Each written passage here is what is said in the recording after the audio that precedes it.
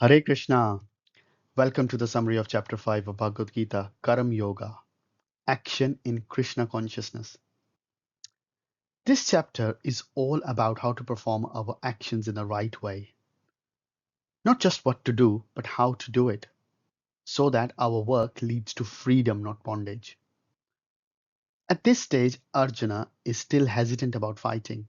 The discussion with Krishna is ongoing, and Krishna continues to patiently guide him with a reason after reason, urging him to perform his duty with proper attitude. Let's briefly revisit where we've been. In chapter 3, Krishna explained that the great personality like King Janaka work not for themselves but for the welfare of others. Even Krishna himself, though having no obligation, act for the good of the world. In chapter 4, Krishna revealed that everyone in this universe, the doer, the action, and the instrument, and even the result, is divine.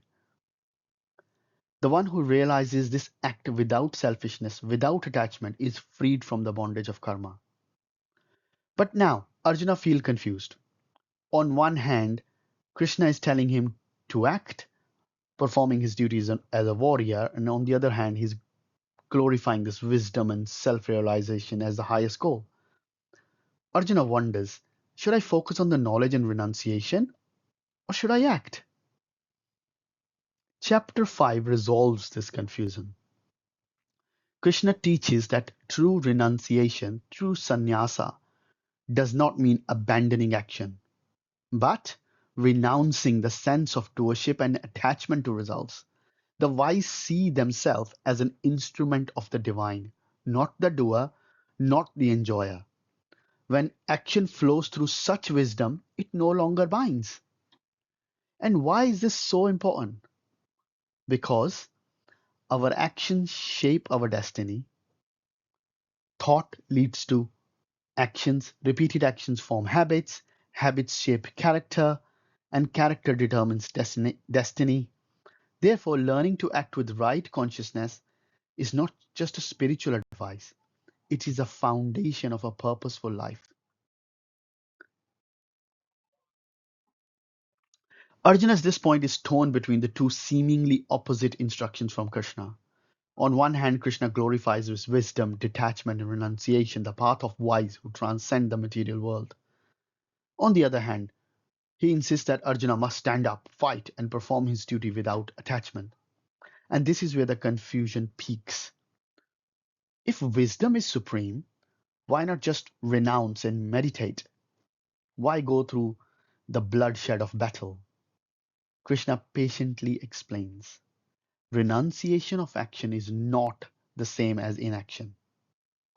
True freedom comes not from escaping duty, but from doing it with right consciousness, without ego, without desire for results, and offering everything to Him. And this is the essence of Karma Yoga in Krishna consciousness, which chapter 5 will unfold step by step.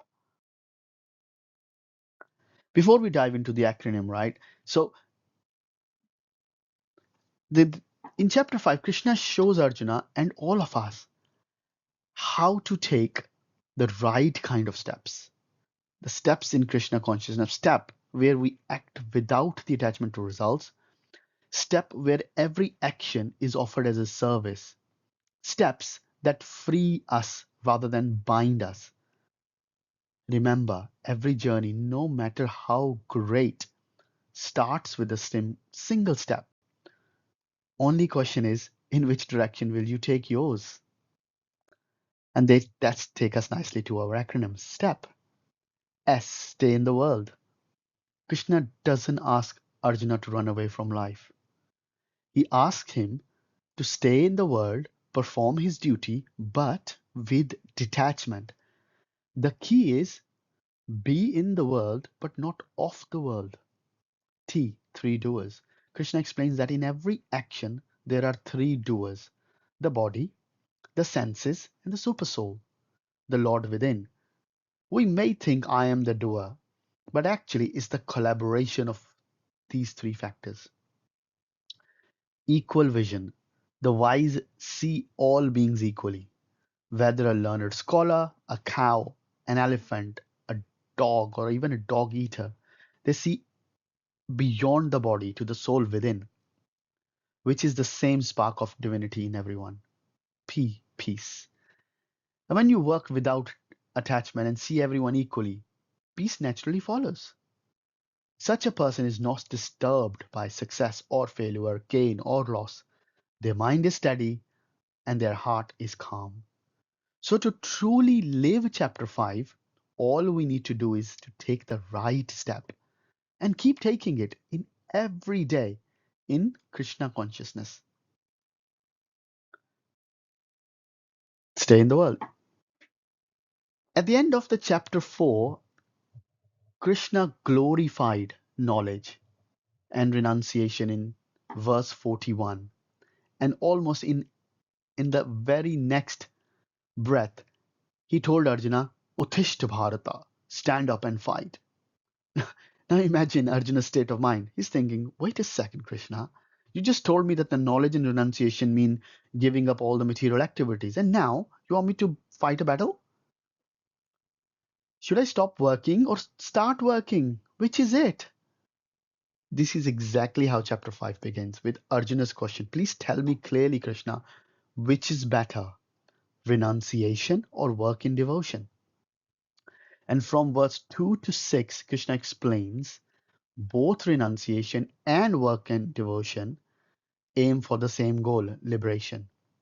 But he says work in devotion is better because it is easier and more practical for most people.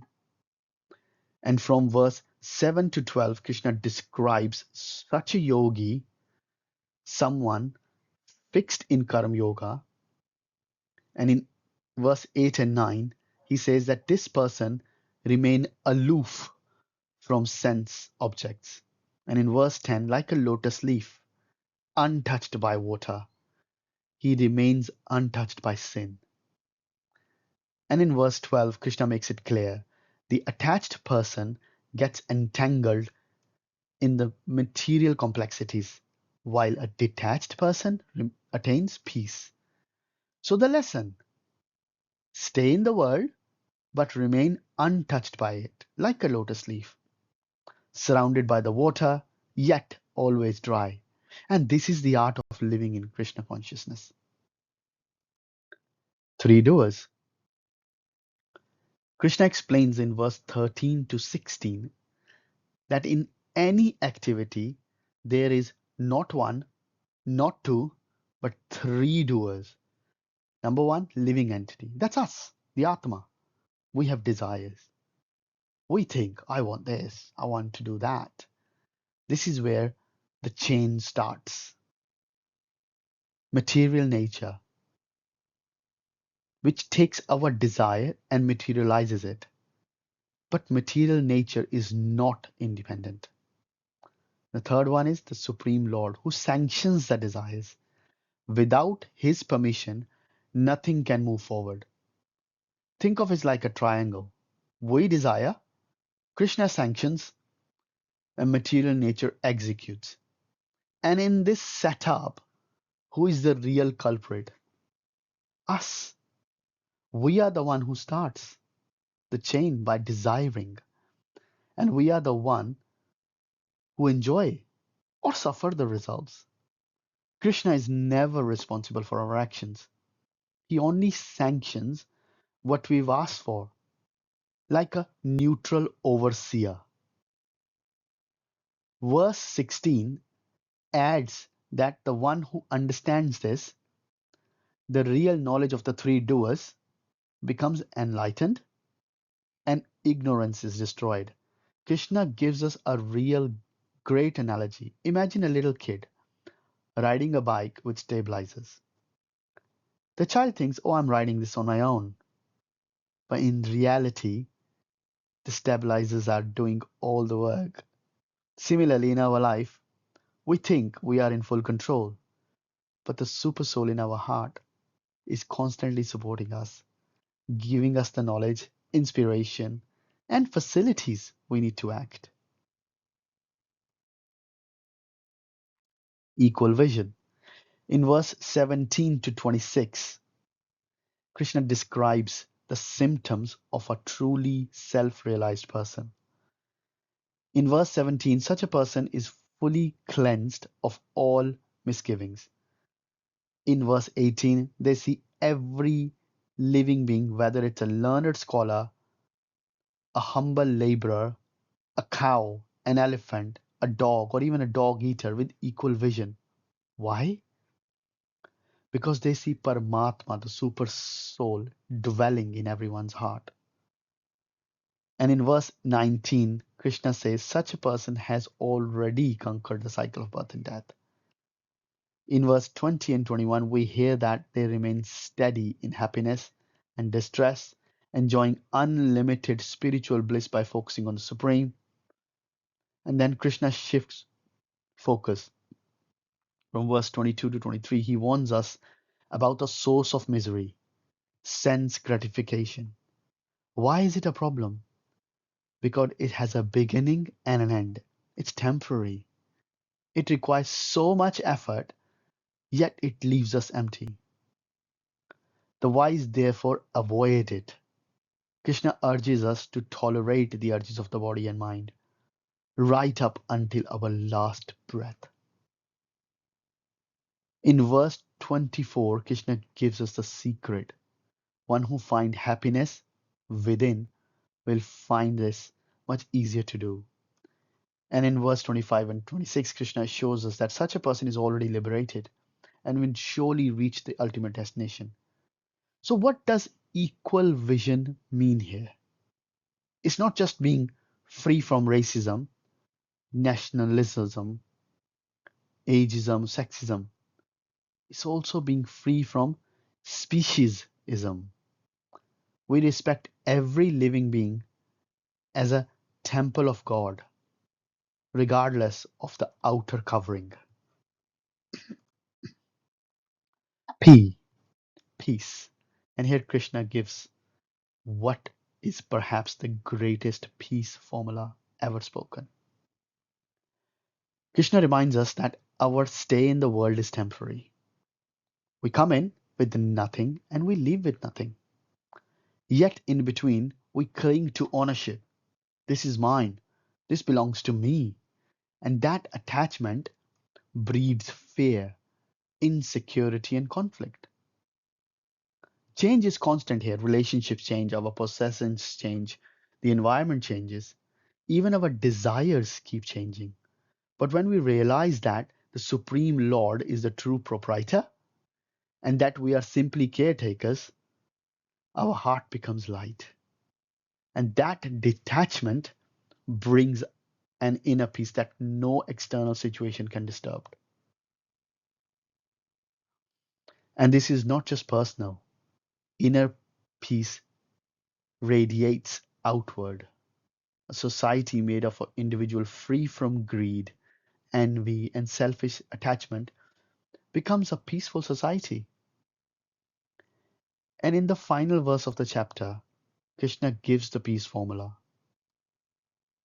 Bhokta Ram Yagna Tapsam. He is the ultimate enjoyer of all sacrifices and austerities. Sarva Loka Maheshwaram. He is the Lord of all planets and all beings. Surdham Sarva Bhutanam. He is the best friend of every little living entity. And one who understands and lives by these three truths naturally attains Shanti, peace in the heart and peace in life. So peace here is not passive, it's an active state of harmony with God's plan, free from the turbulence of attachment and ego. That's the peace our world is really craving.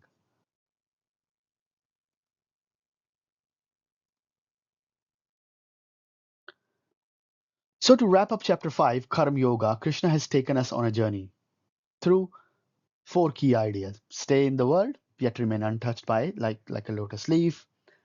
Understand the three doers we desire, God sanction, and material nature facilitates. See in equal vision, honoring the super soul in every living being, and live in peace by accepting Krishna as the ultimate enjoyer the Supreme Proprietor and our dearest friend. This chapter beautifully builds on the earlier teachings, clarifies the apparent conflict between renunciation and action, and showing us that the highest path is working in devotion. And just before closing in Shloka 27 and 28, Krishna gives us the glimpse of where he's taking us next. He speaks about the process of Ashtanga Yoga, the eightfold path of meditation, as a means to control the mind, withdraws the senses, and focus on the Supreme. And that sets the stage perfectly for our next discussion. Chapter 6, titled Dhyan Yoga, or the Yoga of Meditation. Therefore, Krishna will explain how the yogi lives, how he controls his mind, and how meditation connects us directly to him. So in our next video, we'll take a deep dive into the world of Dhyan Yoga, exploring the practical and spiritual aspects of meditation as Krishna teaches them. Until then, let's remember, peace, devotion, and equal vision are not distant ideals, but daily practices we can start right now. That's it for me. Hare Krishna.